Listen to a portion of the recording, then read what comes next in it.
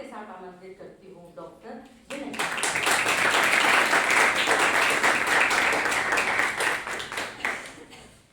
धन्यवाद। यहाँ कक्ष में उपस्थित मेरे सहयोगी शिक्षकगण व छात्र छात्राओं, सबसे पहले तो मैं मैडम को इस बात के लिए धन्यवाद देता हूँ कि उन्होंने मुझे ये मौका दिया कि एक ऐसे विषय पर अपनी कुछ बात कह सकूँ जिसकी साहित्य के विद्यार्थियों को तो बहुत आवश्यकता है ही, साथ ही साथ जो साहित्य के विद्यार्थी नहीं भी हैं उनके लिए भी जीवन की समझ को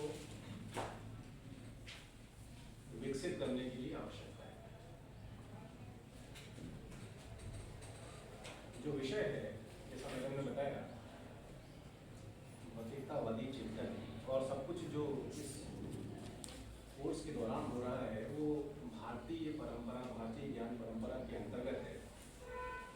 तो भौतिकवादी चिंतन में उसे भौतिकतावादी चिंतन नहीं कहूँगा, मैं उसको भौतिकवादी चिंतन कहूँगा।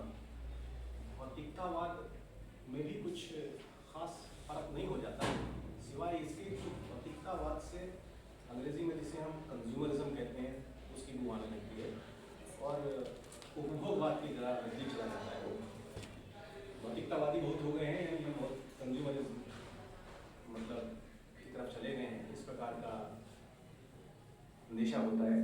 यहाँ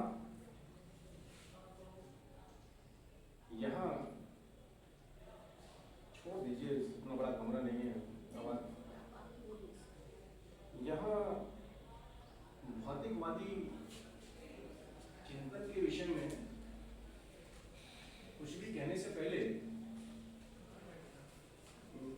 मैं आप लोगों से, विशेषकर मेरे विद्यार्थियों से ये कहना चाहता हूँ कि किसी भी विषय में जब आप कुछ अपनी समझ विकसित करने के उद्देश्य से पढ़ते हैं तो उसके परिभाषा के बारे में बिल्कुल जितना हो सके उतना स्पष्ट होने का प्रयास करिए। सबसे पहले भौतिकवाद होता क्या है, यहाँ इस काम को जिसमें हम अभी लगने जा रहे हैं उसमें ये पहले स्टेप्स हैं, प्राइमरी स्टेप्स हैं, प्रथम चरण है कि हम पहले तो ये जानें कि ज्ञान परंपरा क्या है। कहने सुनने में भाषा एक इतना कमाल का इंस्ट्रूमेंट है, लैंग्वेज एक इतना कमाल का टूल है, औजार है कि चूंकि हम पैदा होते के साथ ही इसके साथ जुड़ जाते हैं किसी न किसी भाषा के, तो हमको बहुत कुछ आभास नहीं होता कि हम बहुत कुछ चीज़ों के बारे में बहुत स्पष्ट नहीं है, हम उनको यूं ही मानते चलते हैं कि अरे ये तो हमको मालूम है, ये तो हमको आता है, तो हमें पता है। जैसे अगर इस आप टाइटल को पढ़ें, भारतीय ज्ञान परंपरा, तो एकदम से किसी भी व्यक्ति को ये ऐसा नहीं लगेगा जब यहाँ बैठेंगे कि ये कोई डिफिकल्ट या मुश्किल बात है इसमें। और अगर यहाँ इन्हीं 3 शब्दों के बारे में आप थोड़ा गंभीर होके विश्लेषण करने के आए, भारतीय क्या है, ये तो थोड़ा फिर भी आसान शायद लगे विश्लेषण में, हालांकि बहुत आसान नहीं होगी। ज्ञान क्या है और फिर परंपरा क्या है, तो ये आपको अचानक एहसास होगा कि हम इन विषयों में जितना समझते हैं उतना स्पष्ट नहीं है। व्हाट इज नॉलेज, ज्ञान क्या है, परंपरा क्या है, और ऐसी क्या बात है कि हम भारतीय के साथ जोड़ रहे हैं उसको। इसी क्रम में आगे बात आएगी वही भौतिकवादी चिंतन की। तो चिंतन क्या है? फिर चिंतन में कोई एक विशेष प्रकार का चिंतन है, ये भौतिकवादी। फिर बात आती है कि भौतिकवादी चिंतन क्या है। मैं केवल ये सारी की सारी चीजें हैं जिनका मैंने उल्लेख किया है, वो किसी एक घंटे में समाहित नहीं की जा सकती। ये सब अपने आप में बहुत विशद और वृहद विषय हैं, लेकिन फिर भी मैं चीज़ों को ध्रुव बनाने के लिए नहीं आया हूँ। आपके लिए, विद्यार्थियों के लिए आसानी पैदा करने आया हूँ। तो मैं इस विस्तार में इसलिए गया कि आपको ये बोध करा सकूं कि हम लोग प्राय उन विषयों पर बहुत स्पष्ट नहीं होते जिनके बारे में हमारी प्राथमिक धारणा ये रहती है कि हम बहुत स्पष्ट हैं। अब देखिए, ज्ञान और ज्ञान की परंपरा ये सृष्टि के आदिकाल से चली आ रही है। एक पृथ्वी पर अलग अलग महाद्वीपों में निरंतर सभ्यताएं विकसित हुई, संस्कृति विकसित हुई, और हजारों वर्ष पूर्व तो एक ऐसा समय था जब एक दूसरे से बहुत ज़्यादा संपर्क नहीं था, जैसा कि आज भूमंडलीकरण के दौर में है। तो हम जानते भी नहीं थे, और आप सब विद्यार्थी जानते हैं कि कितनी सीमाएं थी मानव जीवन की जानकारियों की। खोजते खोजते 500 साल पहले तो आधी दुनिया का पता चला। अमेरिका जिनको कहते हैं उत्तरी और दक्षिणी, जब वहाँ कोलंबस और वास्को डी गामा वगैरह पहुँचे, हजारों साल से वहाँ लोग रह रहे थे, लेकिन उनका इधर की दुनिया को कुछ पता नहीं। और इसी क्रम में खोजते खोजते आखिर में 1800 में जाके ऑस्ट्रेलिया का पता चला। महाद्वीपों का पता चलने में भी हमको इतना समय लगा है। तो ऐसा नहीं है कि हमें पता नहीं चला तो वहाँ कुछ हो ही नहीं रहा था। वहाँ ज्ञान की अपने रूप में यात्रा जैसा भी था जारी थी। हर स्थान पर जहाँ भी मनुष्य ने सभ्यताएं विकसित हुई, या ये कहना चाहिए कि मानवीय सभ्यताएं विकसित हुई, वहाँ किसी न किसी रूप में प्रकृति के साथ अपने, मैं उसे टकराव नहीं कहूँगा, प्रकृति के साथ अपने जुड़े हुए जीवन। प्रकृति से काट के तो कोई जिंदा व्यक्ति कहीं भी हो रह नहीं सकता। तो प्रकृति के साथ अपने चल रहे जीवन में मनुष्य ने अपनी बुद्धि का इस्तेमाल करते हुए हर जगह इस प्रकृति को समझने का प्रयास किया कि भाई ये क्या मामला है। आप आज की तारीख में, आज के दौर में कल्पना करिए कि कोई बच्चा यदि उसे बताने के लिए माँ बाप या उसकी प्रथम शिक्षक माता होती है, जो उसको ढेरों सवालों के उसके जवाब उसको देती चलती है, यदि वो ना हो, आप कल्पना कीजिए जरा, तो जन्म के बाद जैसे ही बोध किसी बच्चे का उत्पन्न होना शुरू होगा, उसके कौतूहल की क्या सीमा होगी। उसको आसमान की तरफ देख के, सूरज को देख के क्या लगेगा, रात में चांद को, तारों को देख के कैसा महसूस होगा। मैं बिल्कुल जो बच्चे में जिसमें बोध नहीं है उसके बारे में बात कर रहा हूँ, जिसे कोई बताने वाला नहीं है। आप ऐसे बच्चे की कल्पना कर लीजिए कि कोई छोटा बच्चा जिसको केवल थोड़ा सा ये ज्ञान हो गया है कि हाँ कुछ चीज़ें हैं, और उसे बताने वाला कोई नहीं कि ये कौन सी चीज़ क्या है। इस स्थिति में मनुष्य हर जगह पृथ्वी पर जहाँ भी सभ्यताएं विकसित हुई, प्रारंभ में इसी स्थिति में था। उसने देखा कि भाई ये क्या चक्कर है, सुबह आग का गोला सा निकलता है और शाम को गायब हो जाता है। ऐसी तमाम प्राकृतिक जितनी भी बातें थी उसके लिए चैलेंज के समान थी। सामने देखा इतना बड़ा जल की इतनी बड़ी राशि, इतनी बड़ी मात्रा में महासागर सामने है कि क्या है, क्या बवाल है। तो इन सब बातों के साथ मनुष्य के विकास की अलग अलग स्थानों पर यात्रा प्रारंभ हुई। उसका जो ये बुद्धि का लेवल था वो कहीं भी किसी भी कोने में धरती के बहुत ज्यादा इधर उधर नहीं था। मतलब ऐसा नहीं था कि हम बड़े प्रतिभाशाली थे तो वहां वो रहते हुए बहुत कमजोर थे, ऐसा नहीं था। बुद्धि का लेवल सभी जगह लगभग एक सा था। ये एक अलग बात है कि तमाम तरह के सामाजिक और भौगोलिक कारणों से सभ्यताओं का जो विकास दुनिया में रचिबद्ध हुआ अलग अलग स्थान पर, वो कहीं कम, कहीं ज्यादा, कहीं तीव्र गति से बहुत ज्यादा इस प्रकार से चला। कुछ पीछे रह गए, कुछ काफी आगे निकल गए, और उसके बाद इस क्रम में हजारों साल में एक स्थिति ऐसी भी निर्मित हुई कि जो बहुत आगे निकल गए थे वो पीछे रह गए, और अब जो पीछे थे वो आगे की तरफ निकलते दिख रहे हैं या निकल गए हैं। अब जो पीछे अब फिर छूट गए, कभी पहले बहुत आगे थे हम जैसे, वो अब बराबरी पे आ रहे हैं और आगे निकलने का प्रयास कर रहे हैं वगैरह वगैरह। तो मैं ये सारी बात आपको ये समझाने के लिए कहना चाहता था कि मनुष्य के इन प्रयासों में वो जहां भी रहा उसकी अपनी परंपराएं ज्ञान की विकसित की। हर जगह ज्ञान की परंपराएं विकसित हुई। ज्ञान क्या है? चीजों को समझना। ब्रह्मांड क्या है? ब्रह्मांड, उसको ब्रह्मांड ही पे ले जाऊंगा मैं, प्रकृति से आप आगे चलिए। थोड़ा ये कहना पड़ेगा कि उसको जो भी दिखा उसने ये समझने का प्रयास किया कि भाई ये मामला क्या है। ये दिन में कुछ दिखता है, रात में कुछ दिखता है, ये सब है क्या? ये समंदर क्या है?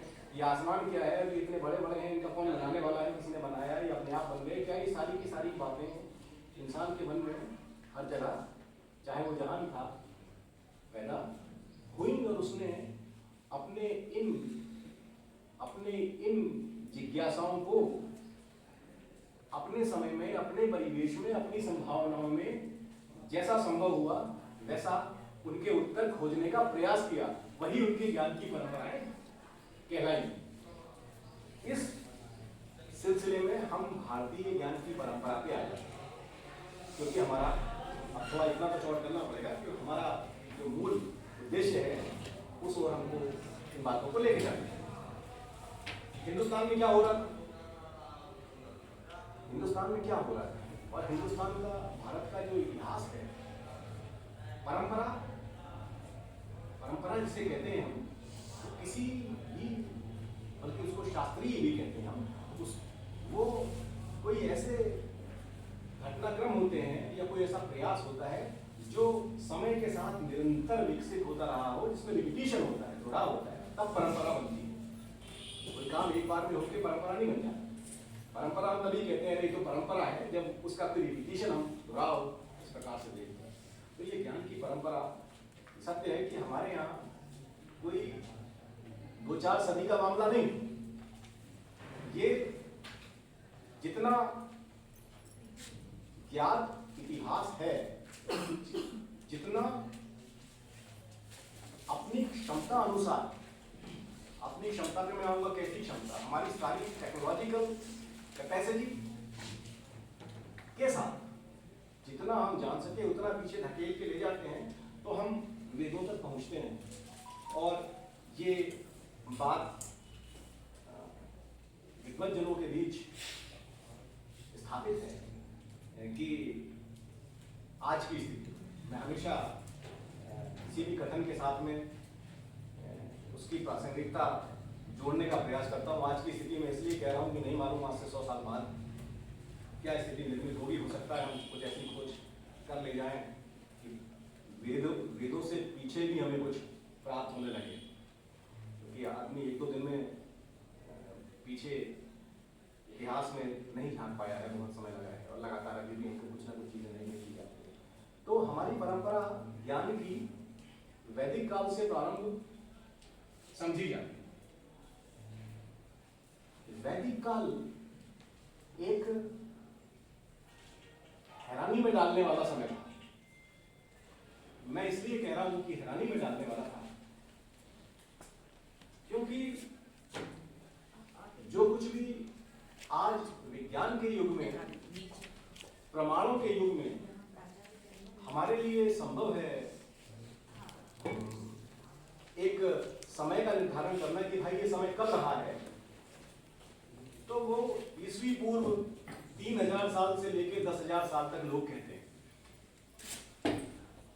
तो ये अपने आप में 5000 साल से लेके 10-12 हजार साल तक की बात हो जाती है। मैं उन पर नहीं जाता जो कुछ इस सीमा को और भी ज्यादा आगे वेदों के प्रति अपने सम्मान की वजह से या दूसरे कारणों से भावुक होकर लाखों साल पूर्व ले जाते हैं, धार्मिक विश्वासों के साथ इस प्रकार से जोड़ते हैं कि अरे ये तो मतलब उसी समय से है जिस समय से सृष्टि की रचना हुई वगैरह वगैरह, धार्मिक आधार, धार्मिक विश्वासों के अनुसार जो रचना। तो आप विद्यार्थी होने के नाते ये मान के चलें या हम ये मान के चलते हैं, मैं कोई नई बात नहीं बता रहा हूँ, इसमें कोई ओरिजिनल बात नहीं है, कि वेदों का समय करीब 5000 साल से 10,000 साल पूर्व का है। अब वो समय जितना हमारे पास ज्ञान का इंफॉर्मेशन का जो कुछ उस समय में जीने वाले लोगों ने उत्पन्न की, क्रिएट की, जिसको हम कहते हैं, जो इंफॉर्मेशन उन्होंने, सूचना, जानकारी, साहित्य भी कह लो, जो उन्होंने क्रिएट किया, उसका वॉल्यूम, उसकी मात्रा, उसका बल्क इतना ज्यादा है कि एक ऐसे समय में जब कुछ भी रिकॉर्ड करने के लिए नहीं था, तो जितना अभी तक बचा चला आया वो इतना है कि उसके क्रिएशन में भी मामूली समय नहीं लगा होगा। यानी 10,000 साल, 5 से 10,000 साल पहले इनका काल है। उस समय जो सभ्यता या जो लोग, हमारे आपके पुरखे यहाँ रह रहे थे, उन्होंने सैकड़ों साल लगाए होंगे, तब वो इतना साहित्य, इतनी इंफॉर्मेशन निर्मित हुई जिसको हम वैदिक साहित्य वगैरह कहते हैं। अब ये मामला भौतिकवाद का यहीं से जुड़ जाएगा। वैदिक काल, क्योंकि उसके पीछे हमारे पास जाने के लिए अभी कुछ है नहीं, इसलिए बात यहीं से शुरू करते हैं। जब भी ये बात होती है ज्ञान परंपरा की हिंदुस्तानी, इसके समय में हमारे, जब हम एक विश्लेषणात्मक दृष्टि से अध्ययन करते हैं, तो हमारे सामने कुछ अलग अलग प्रकार के वैचारिक दृष्टिकोण विश्लेषण के लिए मिलते हैं इतिहास। तो जो विद्यार्थी साहित्य के हैं उनको शायद जानकारी हो, और नहीं हो तो मैं बता देता हूँ। अभी आप छोटी क्लास के विद्यार्थियों को शायद जानकारी ना हो। हमारे यहाँ ये माना जाता है कि जो हमारे पुराने जो स्कूल्स ऑफ फिलॉसफी, दर्शन के सिद्धांत हैं, वो इस प्रकार से हैं। हम उनमें न्याय शास्त्र, न्याय दर्शन, उसके बाद दूसरा एक वैशेषिक दर्शन। अभी थोड़ा नाम सुनते चलें तो मतलब विषय उतना दूर नहीं है, लेकिन आप अगर टर्मिनोलॉजी के साथ घबराने लगेंगे तो फिर आपका मन उचट जाएगा। न्याय दर्शन एक रास्ता है, एक जरिया है दुनिया को समझने का। इसी तरह से वैशेषिक भी एक रास्ता है जो थोड़ा सा न्याय से डिफरेंट है। ऐसे ही एक सांख्य है, ऐसे ही एक योग है, ऐसे ही फिर बाद में हमारा वेदांत मामला आ जाता है। पूर्व मीमांसा, उत्तर मीमांसा कहते हैं। ये हमारे षड दर्शन, ये 6 हमारे स्कूल्स ऑफ फिलॉसफी हमारे माने जाते हैं। यहां मैं आपके साथ इस भौतिकवाद पे आगे और जाने से पूर्व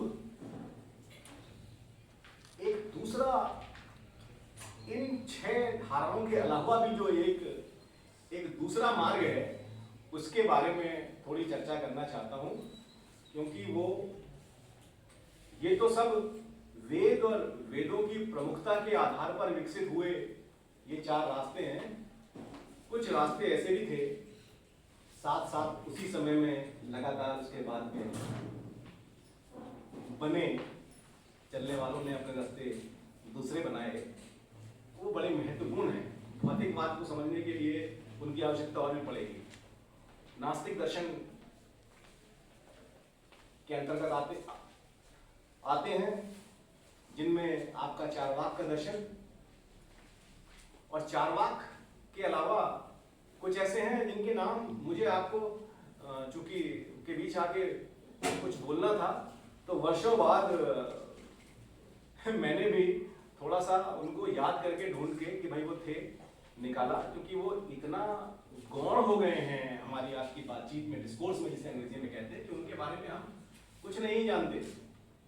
आपको मालूम होना चाहिए एक आजीविक नाम का एक दर्शन था। आजीविकों का उल्लेख जैन और बौद्ध किताबों में मिलता है।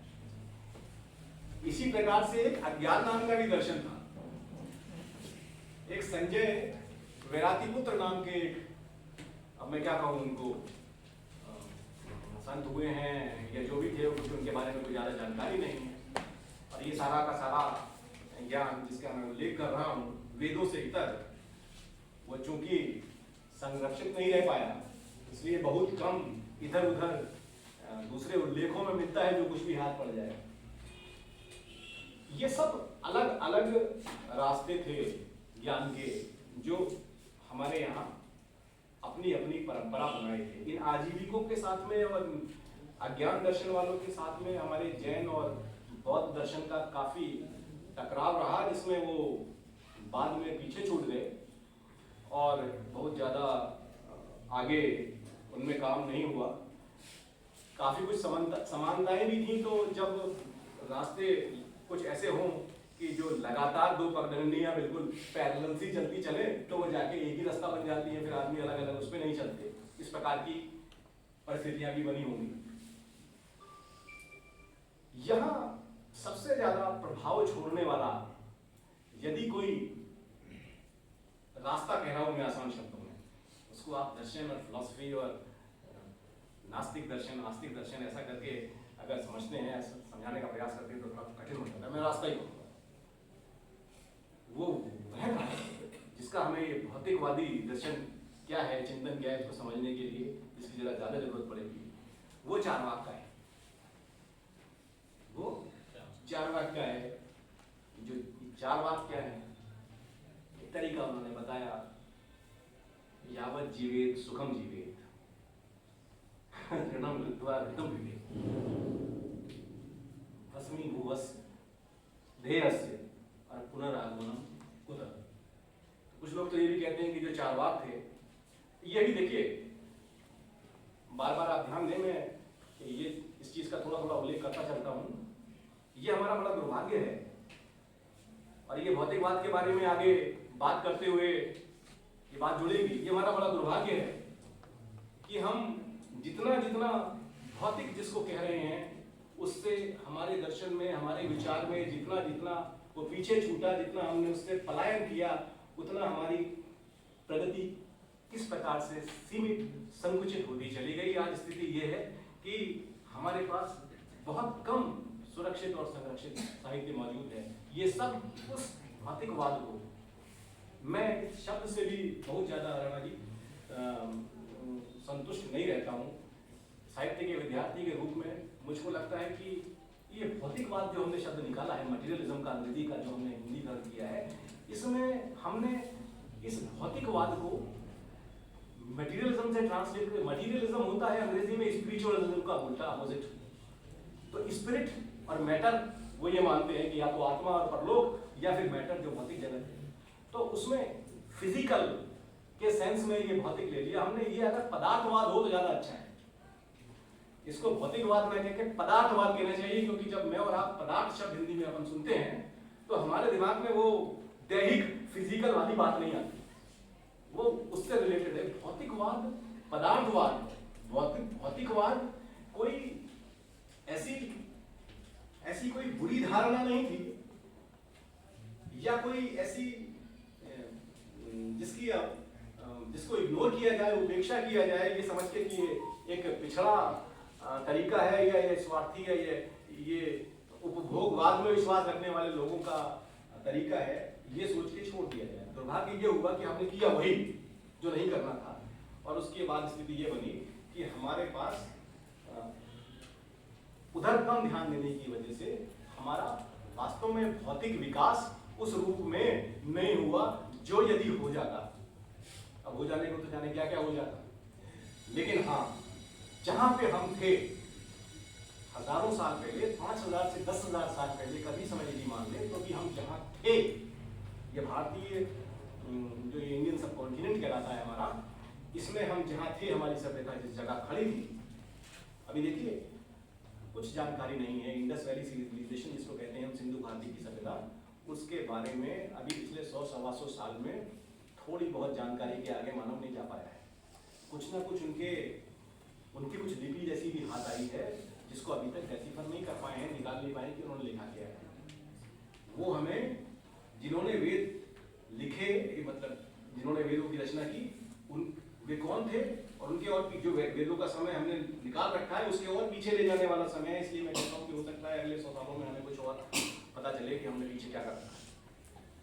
आज चूंकि हमने उस भौतिक को, जिसको हम मैटर कहते हैं, उसको चूंकि हमने इतना ज्यादा निगेट किया, उसकी उपेक्षा की, कि हम उस क्षेत्र में पीछे छूट गए। उसके अपोजिट क्षेत्र में हम बहुत आगे निकल गए। हमारा पूरा उत्तर मीमांसा, या जो कहना चाहिए वेदांत का जो सिद्धांत है, उन्होंने सब हमको आत्मा, परलोक, इस ओर पूरी तरह से हमारा फोकस धीरे धीरे धीरे धीरे शिफ्ट किया। मैं आज आप लोगों से यहाँ ये कहने के लिए उपस्थित हुआ हूं कि ऐसा बिल्कुल भी नहीं था कि इस यात्रा के दौरान हमारे यहाँ कोई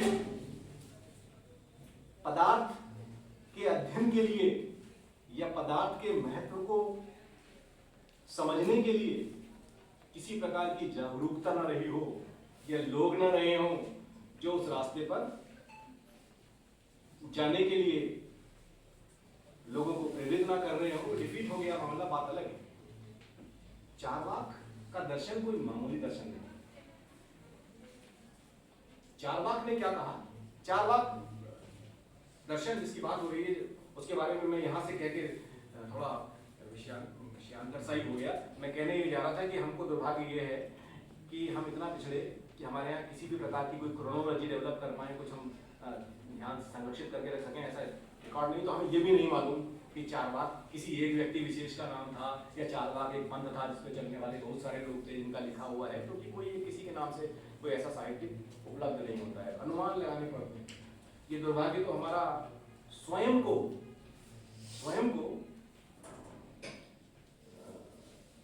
पीछे रखने का, काम को आगे रखने का, ये तो हमारा संस्कृति में ऐसा रच बस गया ये।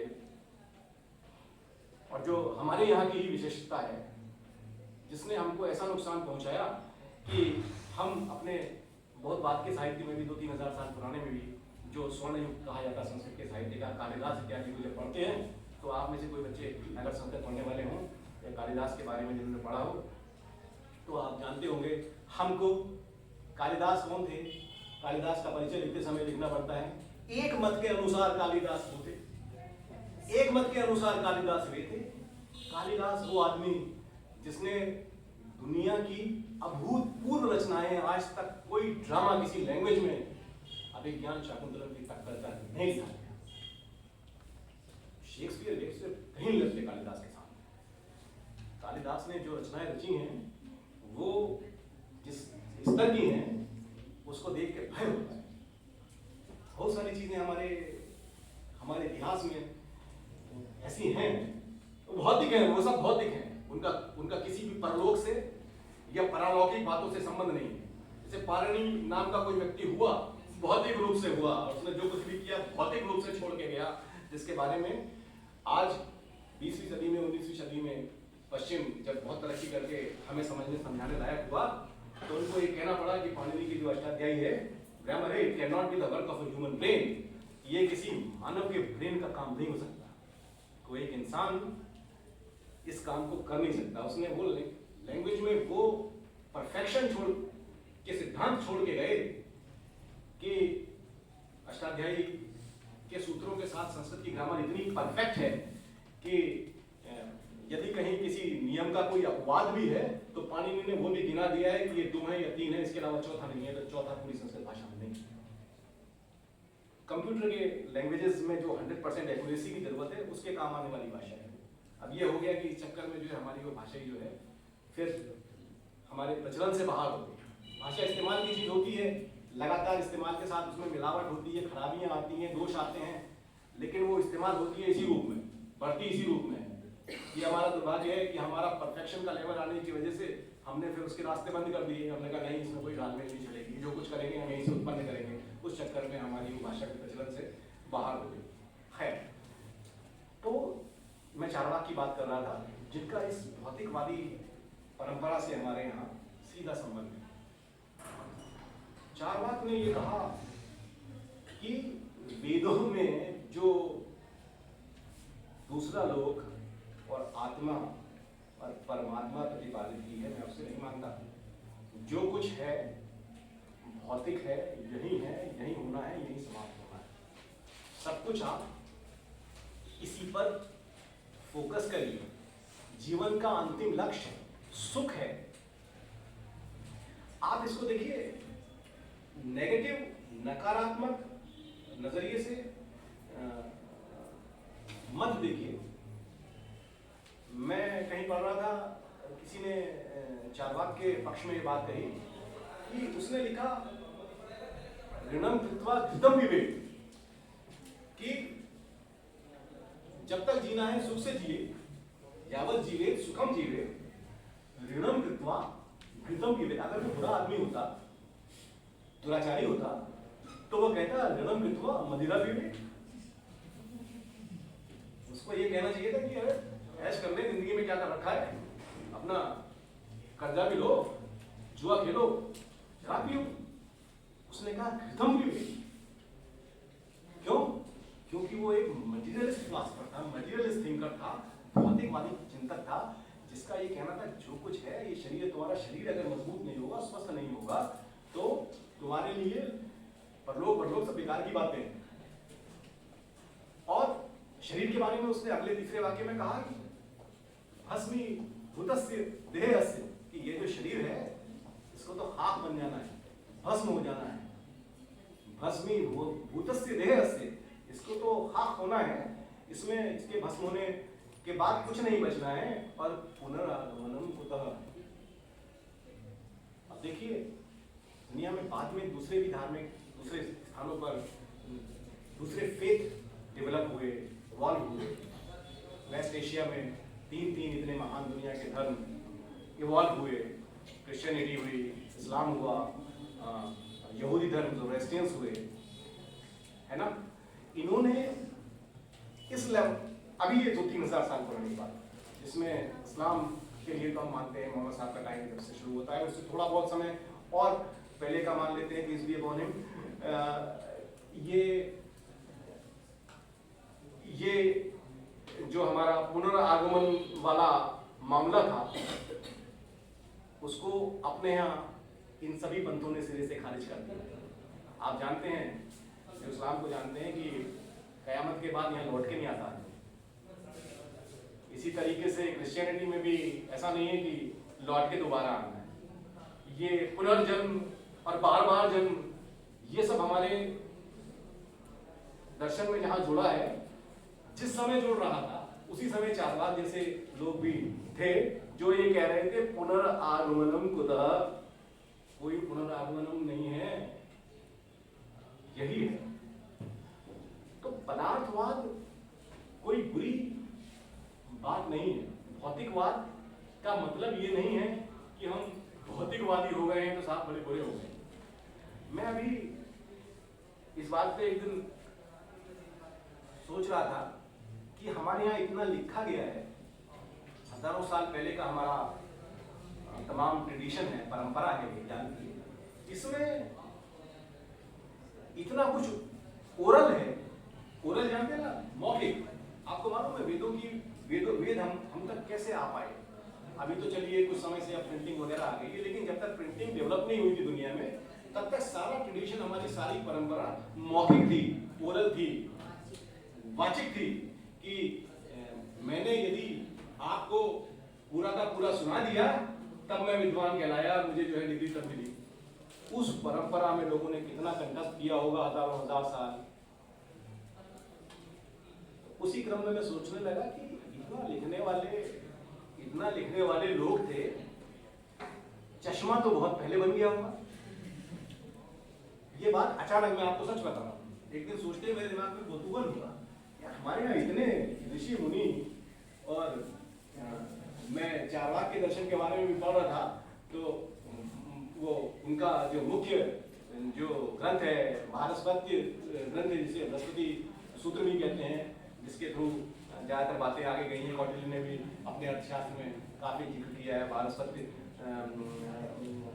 सूत्र का।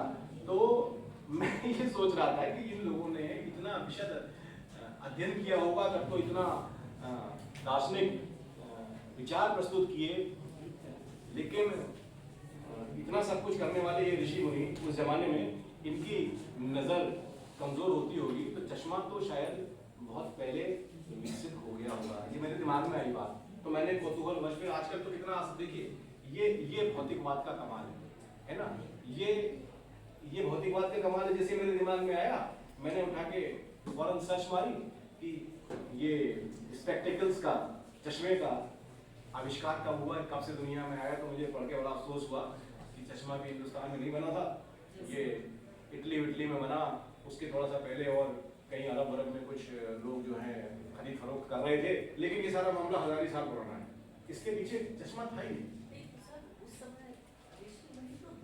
मैं तो एक दूसरी बात, मैं तो ये कह रहा था कि ये चीजें हमको किस तरह से, हमारा ध्यान दूसरी तरफ जाने की वजह से हम एक क्षेत्र में बहुत आगे निकल गए और एक क्षेत्र में हम बहुत पीछे छूट गए, और यदि ऐसा ना हुआ होता तो हमारे लिए हितकारी होता। तो मैं ये, चूंकि बच्चे उस समय हमें बात करने के लिए मिले हुए हैं, जिस समय इनको ये बताना जरूरी है कि ये परलोक, परमात्मा, आत्मा, ये सब बहुत बिना कुछ करे हमारे जीवन में काफी कुछ स्थान रखे हुए हैं। ये विचार, इनको मैं विचार करूंगा, हमारे जीवन में बिना कुछ करे, इसलिए कि पैदा होने के बाद इन्हें हमें कुछ करने की आवश्यकता नहीं है। ये विचार तो हम पैदा हो गए हैं किसी परिवार में, तो किसी न किसी रूप में ये विचार हमारे साथ हैं पैदा होते के साथ ही। जब तक कि आप कोई किसी चारवाक के फॉलोअर, माता पिता के गति में ना उत्पन्न हो गए हो, अगर हो भी जाए तो भी मैं नहीं समझता कि वो मतलब घड़ी में थोड़ी रह जाएंगे, घर से तो बाहर निकलना पड़ेगा सब बातें। तो ये जो दर्शन है, इसको हमें इस रूप में कभी भी नहीं लेना चाहिए कि ये भौतिकवादी दर्शन हमारे लिए गलत राह पे ले जाने वाला कोई दर्शन था, और ये यदि छूट गया, नष्ट हो गया, तो उसमें हमारा कोई लाभ हुआ। मैं यहाँ ये स्थापित करने के लिए खड़ा था आज। अभी और चर्चा इसी विषय में आगे भी थोड़ी और करूँगा मैं आपसे, कि बेहतर होता यदि हम इसको साथ में लेके चलते। और हमारे यहाँ बड़ी स्वस्थ परंपरा थी इस चीज की, ये बात आप जानिए। ऐसा नहीं था जैसा दुर्भाग्य से आज के दौर में देखने को मिल रहा है कि अकेला मैं ही सही हूँ, तुम गलत। आज तो हिंदू और मुसलमान के नाम पे लड़ाई है। आज तो हम इतना ज्यादा बटे हुए हैं समाज में, ऐसी बातों पर जिनके बारे में कल्पना भी नहीं की जा सकती। ये अगर डिबेट नहीं होती, ये यदि उस समय उन ऋषियों जिनका मैंने जिक्र किया, मुनियों, जो इतना समय सैकड़ों साल जंगलों में रहते हुए ये सब कुछ चिंतन मनन कर रहे थे, यदि उनके बीच में यदि वाद विवाद के नहीं होता, कोई विचार नहीं होते, शास्त्रार्थ नहीं होते, तो ये इतनी ज्यादा एक दूसरे से विपरीत दृष्टिकोण रखने वाली विचारधाराएं आगे बढ़ती कैसे, विकसित कैसे होगी। और एक बात यहाँ मैं ये भी जोड़ना चाहूंगा कि हमारा भारतवासियों का इस कॉन्टिनेंट को, जिसको हम भारत, इंडियन सब कॉन्टिनेंट कहते हैं, इनका दुनिया में नंबर उस दिन तक वन था जिस दिन तक हम वास्तव में इसी रूप में चल रहे थे। हमारे यहाँ इन सब बहस की, इन सब बातों की गुंजाइश थी। हमारे यहाँ बिल्कुल परस्पर विरोधी को भी समान उतनी ही मान्यता थी, जैसे सम्मान था। आस्तिक दर्शन और उसके साथ में जो ये चारवाक, आजीविक और ये आपके दूसरे जो दर्शन है, अज्ञान, इन विचारधाराओं को नास्तिक दर्शन कह के सम्मान दिया गया और उनकी स्थापना की गई। आज आप किसी को यदि नास्तिक कहते हैं, अपनी बोलचाल की भाषा में समझते हैं, तो आप, इतना तो मैं जानता हूँ यकीन के तौर पर 10 में से 9 लोग उसे अच्छा आदमी नहीं समझते, है ना? अरे वो तो नास्तिक है। अरे नास्तिक है, हजारों साल पहले की हमारी परंपरा के अनुसार वो नास्तिक पंथ का अनुयायी है भाई। उसका कहना ये है कि पदार्थवाद, ये मतलब इस भौतिक जगत पे ज्यादा ध्यान दीजिए, इस भौतिक जगत पर, भौतिक परिस्थितियों पर, इनके विकास पर, यहाँ होने वाले संघर्षों पर, जो कुछ भी है जीवन को, यही आप आगे ले जाइए। ये बात हमारे अभी आधुनिक समय में भी आके जो हमारे बड़े बड़े चिंतक, साहित्यकार वगैरह होते हैं, उन्होंने इसी रूप में जब दोबारा विचार किया है, उनका उल्लेख किया है, तो इसी रूप में किया है। साकेत में बुद्ध जी ने भगवान श्री राम की तरफ से शायद ये कहलवाया है कि संदेश नहीं मैं कहीं किसी स्वर्ग का लाया, भूतल को ही स्वर्ग बनाने आया। ये साकेत में कहीं उल्लेख आता है कि भूतल को ही स्वर्ग बनाने आया। और ऐसे ही गुप्त जी ने एक जगह और भी, शायद भारत भारती में है, अतीत खंड में, ये कहा है कि संसार को पहले हम ही ने ज्ञान भिक्षा दान की। संसार को पहले हम ही ने ज्ञान भिक्षा दान की, आचार की, व्यवहार की, व्यापार की, विज्ञान की। ये लिखा तो मैत्रीशरण गुप्त ने अभी है, लेकिन अब मैत्रीशरण गुप्त जी ने मतलब अपनी समझ से इस भारत भारती लिखते हुए भारत के विकास यात्रा पर नजर डाल के अपना मत दिया और सही दिया। इसमें कोई शक नहीं कि हम जिस जगह थे, यदि हम उस व्यवस्था को बनाए रहते, हमारी वो व्यवस्था बनी रह जाती जिसमें इस बात के लिए पूरी गुंजाइश थी कि आप विपक्ष में हैं, आपका दूसरा मत है, तो भी आपका उतना ही मान है, सम्मान है, तो हम जहां पहुंचे हैं वहां से कहीं बहुत आगे होते। दुर्भाग्य से हम नहीं जा पाए और हमारा वो पूरा का पूरा जो फोकस था वो परलोक पर शिफ्ट हो गया। बहुत अधिक उससे लाभ हानि क्या हुई इसमें अब मैं नहीं जाना चाहूँगा, क्योंकि हम जैसा कुछ भी इस विकास यात्रा में यहाँ आए उन बातों के साथ में वो सबके सामने है, और जिसको उनके बारे में विस्तार से अध्ययन करना है वो समझ सकता है कि उसमें हमको कुछ लाभ हुए भी या नहीं हुए, हानियाँ तो मैं गिनाने के लिए खड़े हुआ हूँ आज। तो आप जब भी कभी भौतिकवादी चिंतन के विषय में सोचें या समझें, तो अपने विचार ये बिल्कुल स्पष्ट रखें कि ये कोई बुरी बात नहीं है। और पदार्थ को समझने के लिए हमारे यहाँ न्याय दर्शन, ये जो हमारा जो इनको आस्तिक दर्शन कहते हैं, देखिए मैं थोड़ा सा एक और एंगल से बात करूंगा। अभी तो मैंने बिल्कुल विभाजन करके चारवाक पे फोकस रखा। ये जो हमारे आस्तिक दर्शन कहलाते हैं, जिनमें जो वैदिक, जो हमारी वैदिक ज्ञान है उससे जुड़े हुए हैं, उनमें भी भाई सीधी ये बातें तो स्वीकार्य वहां भी नहीं है कि आप ये कहो कि 100% उन्होंने तो सीधा ये कहा कि भाई नहीं, यहाँ ये बात ऐसे स्वर्ग की सीढ़ी है जाने की, केवल इसके अलावा दूसरी जगह नहीं चलना है।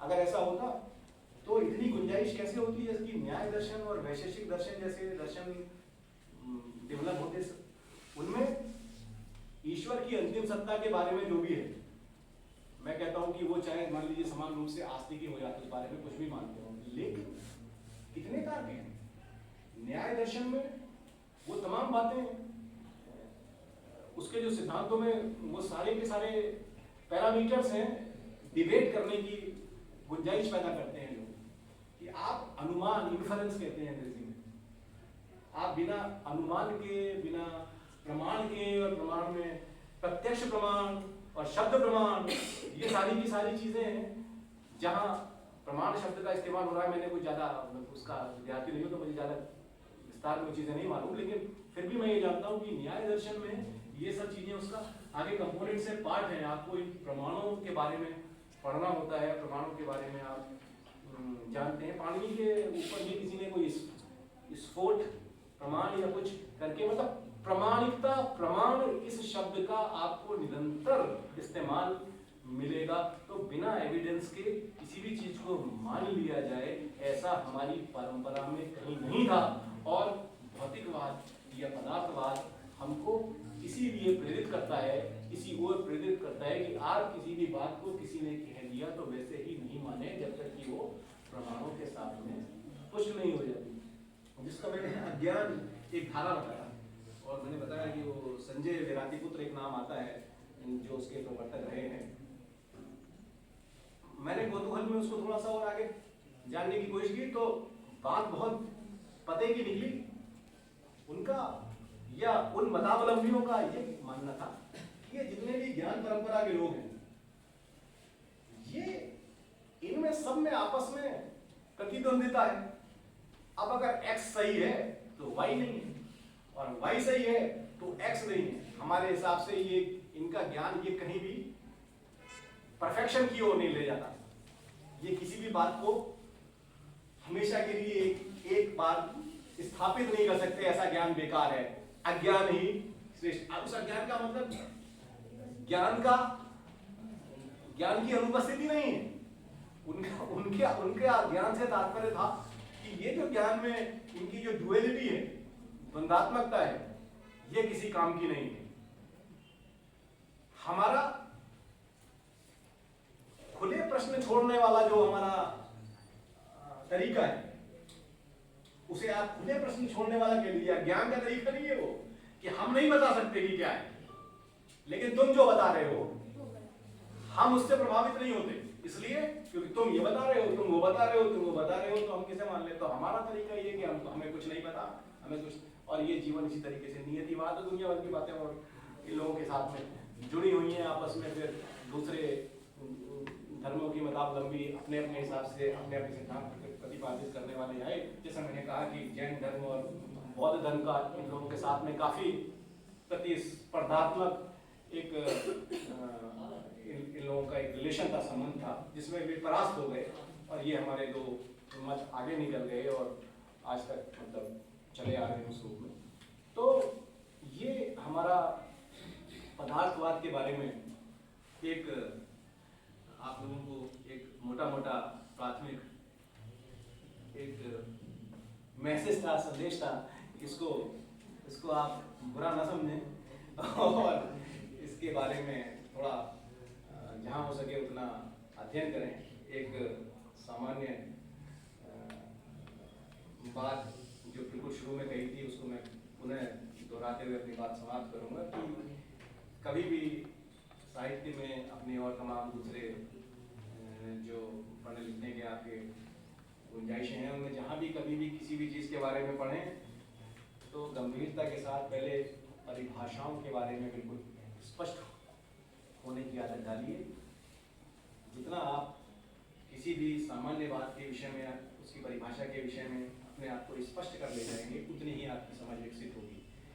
अनुमान लगाए रहना बहुत आसान है कि ज्ञान क्या है, परंपरा क्या है। कोई सवाल कर लेगा आपसे कि परंपरा किसे कहते हैं, ज्ञान किसे कहते हैं, ये भारतीय ही क्यों है, वगैरह वगैरह, तो फिर परेशानी होती है। बहुत बहुत